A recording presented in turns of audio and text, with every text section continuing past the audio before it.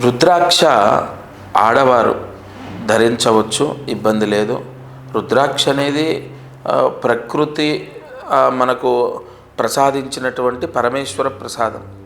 ధరించవచ్చు.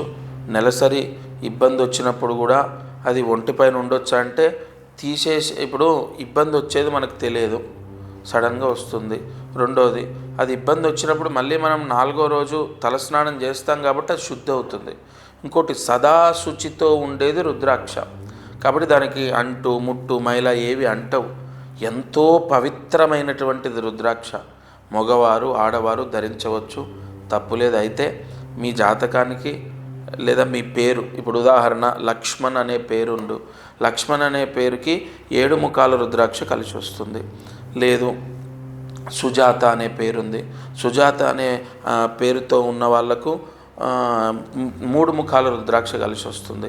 Letter ఇక్కడ మనకి ఇప్పుడు ఏ అనే లెటర్ ఉంది. ఏ అనే లెటర్ అంటే అన్విత అనుకుందాం. ఏ అనే లెటర్ అమ్మాయికి లేదా ఏ అనే లెటర్ అబ్బాయికి 5 ముఖాల రుద్రాక్ష కలిసి వస్తుంది. ఇలా ఎన్నో ఉంటాయి, అవి మీరు తెలుసుకొని వాడడం విశేషం. బట్ క్లారిటీ ఏంటంటే ఆడవాళ్ళు రుద్రాక్ష ధరించవచ్చు, తప్పు లేదు.